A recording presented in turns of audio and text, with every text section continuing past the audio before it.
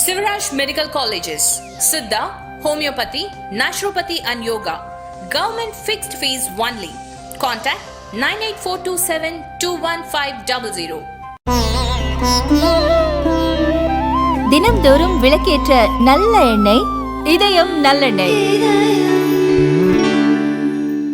மறுபக்கத்துல பார்த்தோம் அப்படின்னா பொது வேட்பாளர் ஸ்டாலினா அப்படின்னு வரும்போது பொது வேட்பாளராக சீமான் அப்படின்ற ஒரு யூகம். இது அந்த யூகத்தை விட அதிமுக திமுக கூட்டணின்ற யூகத்தை, இந்த யுனைடெட் திராவிடியன் ஃப்ரண்ட் இது போன்ற யூகங்களை விட வலுவாக ஓடிக்கொண்டிருக்கிறது. இப்பயே கொஞ்சமா தகவல்கள் வருகின்றன அப்படின்னு செய்தி சேனல்ல வருது அப்படின்றதெல்லாம் பார்க்கிறோம். பொது வேட்பாளராக சீமான் அம்பாசமுத்திரம் தொகுதி அதிமுக திமுக ஆதரவுடன் இது வரத்துக்கு வாய்ப்பு இருக்கா? பொதுவாக அம்பாசமுத்திரம் தொகுதி வந்து ஏடிஎம்கே உடைய கோட்டை. அது ரொம்ப பேசிக்கலாக நிறைய முறை அங்கே வெல்லக்கூடியவங்க. அங்கே இருந்து சட்டமன்ற உறுப்பினராக இருந்து சமீபத்தில் ராஜினாமா செஞ்சு முன்னாள் மந்திரியாகவும் இருந்த இசக்கி சுப்பி அவர்கள் வந்து அவருக்கு ஒரு தனிப்பட்ட செல்வாக்கு இருக்குது. பாரம்பரியமான குடும்பம் அந்த இசக்கி அப்படின்னு சொல்லி அந்த ரிசார்ட்ஸ் அந்த இதெல்லாம் பள்ளிக்கூடங்கள் இதெல்லாம் வந்து அவங்க பெரிய பாரம்பரியமான குடும்பம். அவங்க வந்து ஒரு அந்த குடும்பத்துக்குன்னு ஒரு செல்வாக்கு இருக்குது. ஸோ வந்து ஏடிஎம்கே அண்டு இசக்கி சுப்பியா ஃபேமிலி அப்படின்னு அந்த காம்போவில் வந்து நல்லா வெல்லாங்க. இப்போ அவர் தாவேக்காவில் ஜாயின் பண்ணிட்டார். அதனால் வந்து தாவேக்காவுடைய ஓட்டு அங்கே இருக்குதுன்னு பார்க்குறோம். அந்த தொகுதியில் திமுக 2வது இடத்துக்கு வந்துச்சு, தாவேக்கா 3வது இடத்துக்கு தான் வந்துச்சு. இப்போ தாவேக்காவும் இசக்கி சுப்பியாவும் சேரும்போது அது என்ன ஆகுதுன்னு நம்ம பார்க்கணும். அப்போ அங்கே வந்து ஒரு பொது வேட்பாளராக திரு சீமான் நிறுத்தப்படுவார்னா அது வந்து ஹையஸ்ட் ரிஸ்க் அப்படின்னு தான் எனக்கு தோணுது. ஏன் அப்படின்னா திரு சீமான் வந்து இதற்கு முன்னாடி 3 சட்டமன்ற தேர்தலையும் 3 தொகுதியில் போட்டிட்டு இருக்காரு. அதுவே ஒரு பெரிய ரிஸ்க். ஏதாவது ஒரு தொகுதியில் போட்டிட்டாங்கன்னா அவங்களால வந்து அந்த இடத்துல எங்க ஓட்டு விழுது எங்க ஓட்டு விழல அப்படிங்கிறத பார்க்க முடியும். கடலூர் ஒரு டைம் வந்து திருவொற்றியூர், அதுக்கப்புறம் வந்து காரைக்குடி, அதுக்கப்புறம் வந்து இங்கேன்னு போனாங்கன்னா அந்த மாதிரி வந்து தொகுதியை அண்டர்ஸ்டாண்ட் பண்ணிக்கிறதுக்கே வந்து ஒரு பெரிய நாளாகும். கட்டாயமாக திரு சீமான் வந்து தமிழ்நாட்டு அரசியலில் தவிர்க்க முடியாத சக்தியாக இருந்தாலும் அவர் எம்ஜிஆரோ ஜெயலலிதாவோ கருணாநிதியோ இல்லை. அந்த அளவுக்கு புரிஞ்சு அவங்களுக்கு வந்து அதாவது யுனானிமஸான அவங்க நின்றுட்டாங்கன்னு அப்புறம் என்னப்பா அப்படின்னா காமராஜ் வந்து விருந்தரில் நிற்பார், நார்வேல நிற்பார், குடியாத்தத்தில் நிற்பார். எங்கனாலும் நிற்பார். விருந்தர் எங்கே இருக்குது, நார்வேல் எங்கே இருக்குது, குடியாத்தம் எங்கே இருக்குது. அவர் எங்கனாலும் நிற்பார். காமராஜ் நிற்பார், வெல்வார். அதில் ஒன்றும் பிரச்சனை. அப்போ ஸோ அந்த மாதிரியான ஒரு உயரம் வேறு.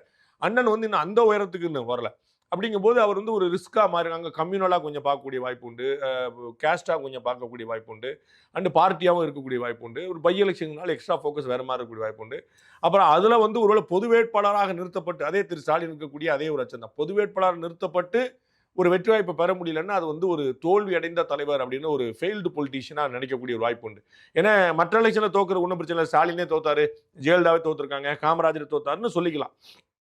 பட் பை எலெக்ஷனில் நின்று அது பொது வேட்பாளர் வெற்றி வாய்ப்பு பெற முடியலன்னா அது வந்து எப்படி நம்ம ஸ்டாலினுக்கு வந்து ஒரு எச்சரிக்கை இருந்துச்சோ அதே மாதிரியான ஒரு நிலைமை தான் அவருக்கு இருக்கும். ஆனால் வந்து திருமாவளவனை முதலமைச்சர் ஆக்கிட்டு நம்ம ஏடிஎம்கே 2 பேருமே நின்றுமா அப்படிங்கிற மாதிரி ஒன்று பார்த்தபோது அந்த மாதிரியான ஒரு வாய்ப்பில் இங்கே வரலாம். ஏன்னா சட்டமன்றத்துக்குள்ள சீமான் போனார் அப்படின்னா விஜயை ஹேண்டில் பண்ணுறதுக்கு வந்து ஈஸியாக இருக்கும். திரு உதயநிதியும் விஜயும் ஹேண்டில் பண்ணும்போது அது வந்து பர்சனல் ரைவல்ரி மாதிரி இருக்குது.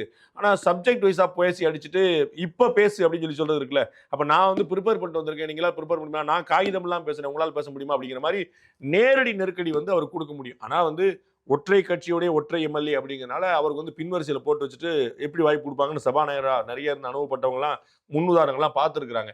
அது செகண்டரி தாட்னு வச்சுக்கோங்க. பட் வந்து அது வந்து ஒரு நல்ல ஐடியா.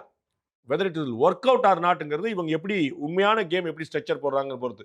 இந்த பக்கம் பொது வேட்பாளர் ஸ்டாலின், அந்த பக்கம் பொது வேட்பாளர் சீமான் அப்படின்னு ஒரு பிளான் பண்ணி இன்னைக்கு தேதிக்கு இருக்கக்கூடிய 6 தொகுதிக்கு அவங்க பிளான் பண்ணி செஞ்சாங்கன்னா அது ஒரு நல்ல கேமா இருக்கும். இப்போ நீங்க வந்து விஜய்க்கு எதிராக இத்தனை பேர் ஒன்று திரள்றாங்க அப்படின்னே மாற்றி ஓட் பண்ணலாம். நீங்க எப்படி நரேந்திர மோடிக்கு எதிராக வந்து எல்லா கட்சியும் ஒன்று திரண்டாங்க, நரேந்திர மோடி தான் வென்றார் அப்படின்னு பாக்குறோம். ஒட்டுமொத்த இண்டி பிளாக்கும் சேர்ந்தே கூட பாஜக தனித்து வாங்கின 240 சீட்டை வாங்க முடியலங்கிற பாக்குறோம். பாஜக தனித்து வாங்கின 240 சீட்டை இண்டி பிளாக் மொத்தமா சேர்ந்து கூட வாங்க முடியல. ஸோ என்ன மக்கள் நினைச்சாங்க, எப்பா பிஜேபி வந்து நல்ல கட்சி, மோடி இவ்வளவு செய்யறாரு, இது அத்தனை பேர் குடிச்ச 36 பேர் குடி செஞ்சாங்களே என்று பிஜேபிக்கு ஓட்டு போட்ட குரூப் இருக்கு. அதே மாதிரி வந்து பாத்தியா விஜயை குறிவிச்சு எல்லாரும் ஒன்று சேராம பாரு. ஏடிஎம்கே வந்து பொது வேட்பாளராம், வந்து சீமான் பொது வேட்பாளராம், ஸ்டாலின் பொது வேட்பாளராம் அப்படின்னு ஒரு குரூப் வந்து ஒன்று கிளம்பலாம்.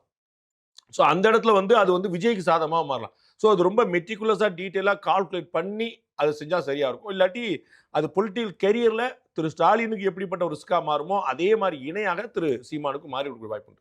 நான் இரு கட்சிகளுடன் கூட்டணி வைக்கவே மாட்டேன் அப்படின்னு சொல்லி வரக்கூடிய சீமான் அவர் இந்த இடத்துல அந்த இடத்துக்கு நகர்ந்து வருவாரா? அவர் வந்து அதை வந்து லாஜிஸ்டிக்ஸ் தான். அது வந்து பெரிய ப்ராப்ளம் இல்லை. நான் போட்டியிடுகிறேன்னு அவர் அறிவிச்சிருவார். நாங்கள் போட்டியிடலன்னு இவங்க அறிவிச்சிடலாம். அப்ப பொது வேட்பாளர்னா பிரச்சாரம் கேண்டிடேட் இல்ல. நீங்க வந்து சீமானுக்காக ஸ்டாலின் போய் பிரச்சாரம் பண்ணுவார் நீ எதிர்பார்க்க முடியாது. அது தேவை. உங்களை இடைத்தேர்தலில் பிரச்சாரம் பண்ணா அது ஒரு பலவீனம். நீங்க வந்து ஒரு தமிழ்நாட்டுல பெரிய கட்சியுடைய தலைவர் வந்து இடைத்தேர்தலில் போய் பிரச்சாரம் பண்ணுவாருன்னு அது போல ஜெயலலிதா அவர்கள் எந்த இடைத்தேர்தலுக்கும் பிரச்சாரம் பண்ணதே கிடையாது. உங்களுக்கு புரியுங்களா? அப்படிதான் ஸ்டாலின் அவர்களும் வந்து முதலமைச்சராக இருக்கும்போது இந்த தேர்தல் கிடையாது. அதெல்லாம் அந்த தளபதிகள் பார்த்துடுவாங்க அப்படிங்கிற தான். இப்போ அவரே போக வேண்டியிருக்குன்னா அது ஒரு பெரிய ப்ரெஷர். அப்போ சீமான் தான் வந்து அந்த இடத்துல பார்த்துக்கணும். மற்ற கட்சிகள் மறைமுகமான ஆதரவுவாங்க. அந்த லாஜிஸ்டிக்ஸ் வந்து பெரிய ப்ராப்ளம். நான் ஏற்கனவே சொன்னேன்ல, ஆதரவை ஓட்டு போட்டும் தரலாம், வெளிநடப்பு பண்ணியும் தரலாம். அந்த பொது வேட்பாளர்ன்ற மெசேஜ் எப்படி பாஸ் ஆகும்? அதுக்கு வேலை யாரும் நிக்கலனாலே தெரிஞ்சிரும்ல உங்களுக்கு. அந்த பக்கம் தாவேகா நிக்குது, இந்த பக்கம் வந்து விவசாயி நிக்கிறாரு, விசில் நிக்குது, விவசாயி நிக்குது, விவசாயியா விசிலா அப்படிங்கிற கேள்வியில மற்றவங்க எல்லாருக்குமே அந்த டிஎம்கே கேடருக்கு ஒரு முடிவு எடுக்க வேண்டிய அவசியம் வரும்ல, ஏடிஎம்கே கேடருக்கு ஒரு முடிவு எடுக்க வேண்டிய அவசியம் இல்லை. ஸோ திரு எடப்பாடி பழனிசாமியும் திரு ஸ்டாலின் போய் பிரச்சாரம் பண்ணுங்கிற அவசியம் இல்லை. அப்ப ஏடிஎம்கே கேடரும் டிஎம்கே கேடரும் என்ன செய்யணும், அவங்களுக்கு மெசேஜ், அவங்களுக்கு எல்லாருக்கும் பொது எதிரியா நீங்க மாதிரி இருக்கு தாவேகா தான். தாவேகா ஆட்சியில் இருக்குது, 2 பேருமே காலி பண்ணிடுச்சு. ஸோ நம்ம விசிலுக்கு ஓட்டு போடக்கூடாது, அப்ப நம்ம வந்து விவசாயிக்கு ஓட்டு போடலாம் அப்படிங்கிற ஒரு சிந்தனை வரும். ஸோ அந்த பொது வேட்பாளருங்கிற மெசேஜை ஓரலா கொடுத்துருவாங்க. நீங்க வந்து அதிகாரப்பூர்வமா பத்திரிகையாளர் சந்திச்சு தான் கொடுக்குற அவசியம் இல்லையே. நீங்க வந்து தாவேக்கால வந்து திரு இசைக்கு சுப்பியா போட்டி எடுக்கிறார், நாம் தமிழர்ல திரு சீமான் 2 கேண்டிடேட் தான், மற்ற ஒரு 4-5 இது வச்சுக்கோங்க, ஆளாளுக்கு 2 சுயேட்சையை போட்டியிட வச்சுக்கிடுவாங்க. இவங்களுக்கு கொஞ்சம் பின்னாடி ஒரு 7-8 பேர் போட்டியிடான்னு வச்சுக்கோங்க. அப்ப உதயசூரியன் சின்னம்ல ரெட்டலை சின்னம்ல எல்லாருக்கும் தெரிஞ்சிரும்ல என்ன நடக்குதுன்னு. அவ்வளவுதான். அப்ப உதயசூரியன் சின்னத்தில் கூடிய யார் வந்து விசிலுக்கு ஓட்டு போடுவா, ரெட்டலையுடைய கேடர் யார் வந்து விசிலுக்கு ஓட்டு போடுவா.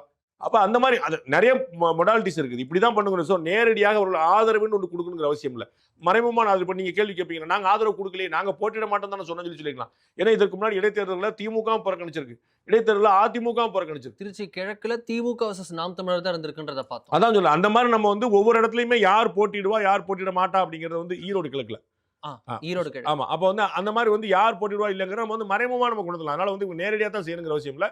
லாட் ஆஃப் ஐடியாஸ் இருக்குது, அவங்க அதை செஞ்சு கொடுவாங்கன்னு நினைக்கிறேன். ஏர்போர்ட்டுக்கு செல்ல வேண்டுமா? ஏர்போர்ட்டில் இருந்து சொந்த ஊருக்கு செல்ல வேண்டுமா? ஒரு வழி கட்டணம் மட்டுமே. டிராப் டாக்ஸி புக் பண்ணுங்க. டிராப் டாக்ஸி எங்கும் எப்போதும். ஓகே, இது ஒரு புறம் இருக்கா. மறுபக்கத்துல அந்த விஜய் வர்சஸ் அதர்ஸான்றப்போ விஜய் அண்ட் கோ தான்ப்பா இங்க மெயின். விஜய் வர்சஸ் அதர்ஸ்லாம் வேற களம், விஜய் அண்ட் கோ அப்படின்றத முக்கியன்ற மாதிரி முக்கியமான பொறுப்புகள் பல இதுல வந்து விஜய் அவர்கள் அவருக்கு நெருக்கமானவர்களை நியமிக்கிறார், அவருடைய நியமனங்களே சர்ச்சையாகிறது அப்படின்ற பாயிண்ட் வருது.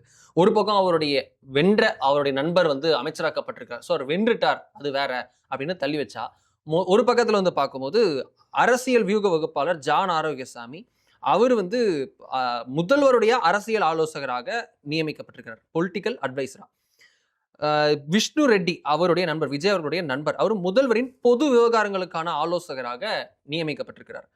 விஜய் அவருடைய நீண்ட நாளுடைய மேனேஜர் அவர் ஜெகதீஷ் பழனிசாமி, அவர் வந்து விஜய் அவருடைய அரசியல் பிரிவு தனி செயலாளராக நியமிக்கப்பட்டிருக்கிறார். ஜனநாயகன் படத்தினுடைய ப்ரொடியூசர் இப்போ நம்ம பார்த்துருக்கோம், அவர் வந்து டெல்லி சிறப்பு பிரதிநிதியாக வெங்கட நாராயணா அவர் வந்து நியமிக்கப்பட்டிருக்கிறார். இது எல்லாம் எப்படி வந்து நடுவில் ஜோசியர் ஒருத்தர் வந்துட்டு போனார் அப்படின்றதையும் பார்க்கணும். இது நியமனங்கள் சர்ச்சை, இது எப்படி ஒவ்வொரு கேஸா நம்ம பார்ப்போம். திரு ஜெகதீஷ் பழனிசாமியை வந்து தனி அரசியல் உதவியாளராக நியமிச்சதில் எந்த தப்பும் பார்க்க முடியாது. காலகாலமாக இந்த மாதிரி பண்ணியிருக்கிறாங்க. பூங்குன்றன் ஒரு சந்தர்ப்பத்தில் இருப்பார், சண்முகநாதன் ஒரு சந்தர்ப்பத்தில் இருப்பார், அந்த மாதிரி கூடவே இருந்தவங்க இருப்பாங்க. அதில் வந்து ஒரு பெரிய சிக்கல் வரல. ஆமாம். அதுக்கப்புறம் வந்து 2வது வந்து பார்த்தீங்கன்னா ஜான் ஆரோக்கியசாமி இருக்கிறாரு. ஏற்கனவே நீங்கள் பார்த்துருப்பீங்க, சுனில் கொனுகுலுக்கோ இல்லாட்டி வந்து பிரசாந்த் கிஷோருக்கே கூட பஞ்சாப் மாநில அரசு கொடுத்துருக்குது, கர்நாடகா கொடுத்தா பல அரசுகள் கொடுத்துருக்குறாங்க, நம்ம பார்க்கணும். அது வந்து பெரிய பிரச்சனை இல்லை. விஷ்ணு ரெட்டி நியமனத்தில் ஒரு முக்கியமான சிக்கல் வருது. நம்ம வந்து இப்போ இந்த ஜோசியர் நியமனம் வந்துச்சு, முதல்ல வந்து அந்த பேரை சொல்றதுக்கு நான் ரொம்ப ஆசைப்படுவேன், அது கரெக்டாக ஞாபகம் சொல்கிறேன் பார்க்கறதுக்காக, ரிக்கி ராதன் பண்டிட் வெற்றிவேல். ஸோ அவருடைய நியமனம் வந்துச்சு. அப்போ நமக்கு என்ன, அங்கே வந்து அதை எதிர்ப்பு தெரிவித்தாங்க, உடனே வந்து அவங்க மாற்றிட்டாங்கன்னு பார்க்குறோம். நம்ம இவ எல்லாருமே ஒன்றா நியமிக்கப்பட்டது தான். ஆனால் நமக்கு மற்றதெல்லாம் தெரிய வரல, அது மட்டும் தெரிய வந்துச்சு. அதுவே உள்கூத்து அப்படின்னு சொல்லுவாங்க. ஸோ ஜோசியர் வந்து செல்வாக்கா மாறிட்டே வர்றாருங்கனால அவரை காலி பண்ணுறக்கா வெளியிலேருந்து வந்து எதிர்ப்போட உள்ள நடந்த கூத்து தான் ரொம்ப ஊம கூத்து, பயங்கரமான கூத்து. ஸோ உள்ள பேசி தான் காலி பண்ணிட்டாங்கன்னு ஒரு கருத்து உண்டு. அந்த அப்பாயின்மெண்ட்டுமே இதே கணக்கு தான். அவங்க வந்து தனிப்பட்ட முறையில் ரிக்கி ராதன் பண்டிட்டை வந்து காரில் முன்னாடியே உட்கார வச்சு போனால் கூட யாருமே கேட்க போகிறது. அவருடைய நட்பு, அவருடைய உறவு யாரும் கேட்க போகிறது. சசிகலா அவர்கள் எந்த போஸ்ட்டில் இருந்தாங்க, ஆனால் சசிகலாவுடைய செல்வாக்கு எல்லாருக்குமே தெரியும்ல ஜெயலலிதாட்ட, அதனால் அப்படி வச்சுக்கலாம், அதில் வந்து ஒன்றும் பிரச்சனை இல்லை. ஆனால் வந்து அரசாங்கத்துடைய பொறுப்பில், அரசாங்கத்துடைய சம்பளத்தில் அவர் வந்து தனி உதவி பண்ணும்போது என்னங்க நீங்கள் வந்து ஜோசியர்லாம் கொண்டு வந்து வைக்கிறீங்க அப்படிங்கிற ஒரு கேள்வி வந்தது. அதே மாதிரி தான் திரு விஷ்ணு ரெட்டியுடைய அவருடைய நியமனம். அவர் வந்து வேற மாநிலத்தை சேர்ந்தவருங்கிறது எல்லாருக்குமே தெரியும். தமிழ்நாட்டில் போட்டியிட்டு வென்ற பலர்ல வந்து எல்லா கட்சியிலுமே வந்து மாற்று மொழிகளை சேர்ந்த நிறைய பேர் இருக்கிறாங்க. அமைச்சர் பெருமக்கள்லயே வந்து மாற்று மொழிகளை சேர்ந்தவர். அதனால புரிந்து கொள்ளலாம். ஏன்னா முதலமைச்சர் நம்ம ஊருக்கார் அப்படிங்கும்போது 2 பேர் இப்போ ஏடிஎம்கேல இருந்து பாலகிருஷ்ண ரெட்டி இருந்தாரு. இந்த மாதிரி டிஎம்கேல இருந்தா ஒவ்வொரு கட்சியிலும் ஒவ்வொருத்தங்க இருப்பாங்க. தெலுங்கு பேசுறவங்க நிறைய இருப்பாங்க.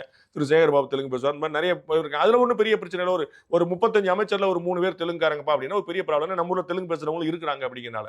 ஆனா வந்து ஒரு முதலமைச்சருடைய சிறப்பு இருந்துனியா வந்து ஒரு தெலுங்கு பேசக்கூடிய ஒருத்தரை வந்து தாய்மொழியா கொண்டவர் வந்து நிப்பாட்டினீங்கன்னா நாளைக்கு என்ன கேள்வி வருது? அதுதான் வந்து இப்ப வந்து அவருடைய ரேஷன் கார்டு, அவருடைய ஓட்டர் ஐடி வந்து எல்லாமே கர்நாடகா பேஸ்ட் அவுட்.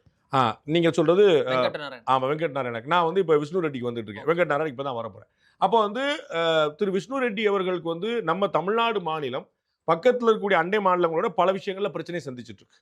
கேரளால முல்லை பெரியாறு இருக்கு. இன்னைக்கு வரைக்கும் எப்பனாலும் எந்திரிச்சு நிற்கும். ஆந்திரால பாலாறு பிரச்சனை இருக்கு. இங்க கிருஷ்ணா பிரச்சனை இருக்கு. இங்க வந்து கர்நாடகாவில் காவிரி பிரச்சனை இருக்கு. இப்ப அண்டை மாநிலங்களும் ஒரு பிரச்சனை இருக்கும்போது அந்த மாநிலங்களை சேர்ந்தவர்கள் நம்ம கொண்டு வந்து வச்சோம்னா எப்படி டீல் பண்ணுவாங்க?